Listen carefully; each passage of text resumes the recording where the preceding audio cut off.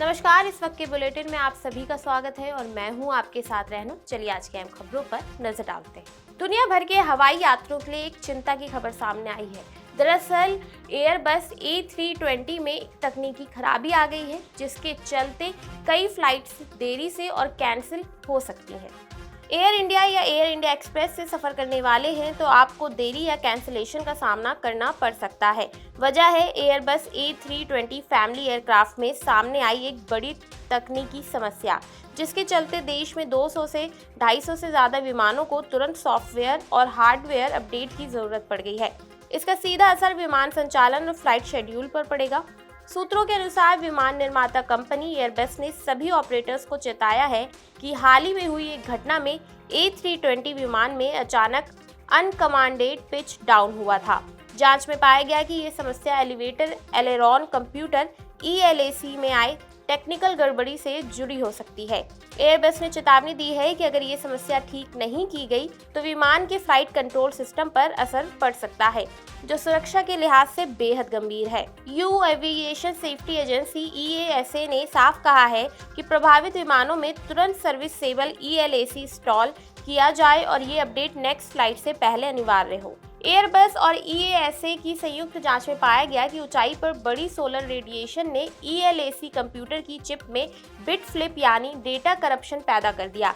इस कारण कंप्यूटर ने गलत संकेत पढ़े और विमान ऑटो पायलट मोड में होने के बावजूद नीचे की ओर झुकने लगा। एयरबस A320 दुनिया की सबसे सुरक्षित और उन्नत फ्लाई बाय वायर सिस्टम वाले विमानों में गिना जाता है, लेकिन इस घटना ने इसके सबसे महत्वपूर्ण हिस्से ELAC कंप्यूटर की संवेदनशीलता को उजागर कर दिया है। वैश्विक स्तर पर लगभग 6000 विमान इस अपग्रेड प्रक्रिया से गुजर रहे हैं। व्हाइट हाउस के पास हुई फायरिंग में एक संदिग्ध अफगानी पकड़े जाने के बाद अमेरिका ने अफगानी नागरिकों पर सख्त कदम उठाए हैं। दरअसल अमेरिका ने अफगानी नागरिकों को जो वीजा मिलता है उस पर रोक लगा दी है। अमेरिका में व्हाइट हाउस के पास बुधवार को फायरिंग हुई। इसमें 2 नेशनल गार्ड पर हमला हुआ। एक गार्ड की मौत हो गई, वहीं एक गंभीर रूप से घायल है। इस फायरिंग का संदिग्ध अफगानी नागरिक है। इसी के बाद अब अमेरिका ने अफगानी नागरिकों के खिलाफ एक्शन लिया है। अमेरिकी विदेश मंत्री मार्को रूबियो ने कहा कि अमेरिकी विदेश मंत्रालय ने अफगानिस्तान के पासपोर्ट पर यात्रा करने वाले सभी व्यक्तियों के लिए वीजा जारी करना रोक दिया है। इसी बीच अमेरिकी नागरिकता और आव्रजन सेवा USCIS ने सभी शरण से संबंधित निर्णयों को रोक दिया है, जब तक कि हर प्रवासी के बैकग्राउंड की पूरी तरह से जांच और स्क्रीनिंग नहीं हो जाती। ये जानकारी USCIS के निदेशक जोसेफ एल्डो ने दी है। घटना पर प्रतिक्रिया देते हुए डोनाल्ड ट्रंप ने गुरुवार को घोषणा की कि उनका प्रशासन सभी थर्ड वर्ल्ड देशों से आने वाले प्रवासियों पर स्थायी प्रतिबंध लागू करेगा, ताकि अमेरिकी व्यवस्था को पूरी तरह पुनर्स्थापित होने के लिए समय मिल सके। उन्होंने ये भी कहा है कि अमेरिका देश के अंदर मौजूद गैर नागरिकों को दिए जाने वाले संघीय लाभ और सब्सिडी बंद कर देगा। दिल्ली में मौसम का मिजाज बदल रहा है। नवंबर के आखिरी दिनों में तेज हवाएं चलने लगी हैं, जिसकी वजह से ठंड और बढ़ने लगी है। दिल्ली के तापमान में भी लगातार गिरावट हो रही है। शुक्रवार को दिल्ली का न्यूनतम तापमान 8 डिग्री सेल्सियस पर पहुंच गया। हालांकि आज दिल्ली का अधिकतम तापमान 26 डिग्री सेल्सियस और न्यूनतम तापमान 11 डिग्री सेल्सियस रहने का अनुमान है। अब मौसम विभाग की ओर से आने वाले दिनों में दिल्ली के तापमान में फिर से गिरावट आने की संभावना जताई है। 1 दिसंबर से दिल्ली का न्यूनतम तापमान 9 डिग्री सेल्सियस पर पहुंच सकता है।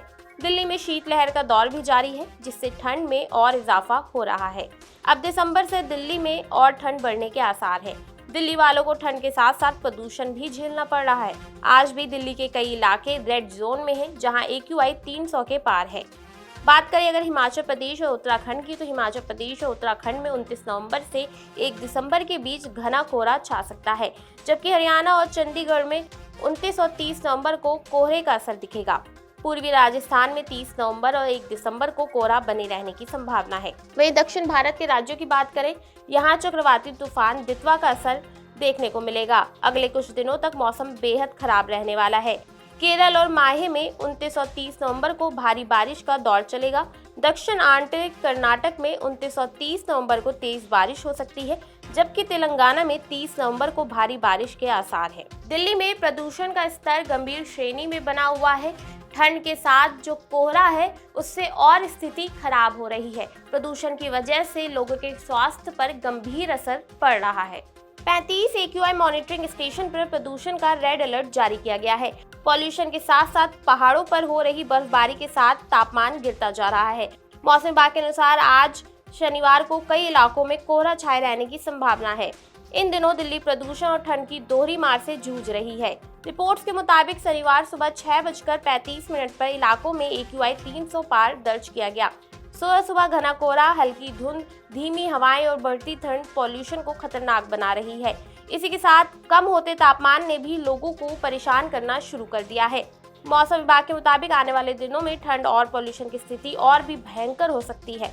दिल्ली का ओवरऑल AQI 341 पहुंच चुका है। शनिवार सुबह सबसे ज्यादा नरेला में AQI 387 दर्ज किया गया है। ये प्रदूषण की खतरनाक श्रेणी में आता है।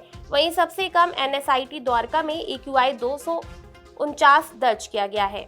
कर्नाटक के CM सिद्धरमैया ने उप मुख्यमंत्री DK शिव कुमार को आज नाश्ते पर बैठक के लिए आमंत्रित किया है। मुख्यमंत्री आवास पर आज दोनों की बैठक होगी। सिद्धरमैया ने कहा है कि पार्टी आला कमान ने मुझे यानी कि DK शिव कुमार को बुलाया था और बैठक करने के लिए कहा था, इसलिए मैंने उन्हें नाश्ते पर आमंत्रित किया है। जब वे आएंगे तो हम चर्चा करेंगे। मुख्यमंत्री ने कहा कि मेरे रुख में कोई बदलाव नहीं आया है। मैंने कहा है कि मैं आला कमान की हर बात मानूंगा।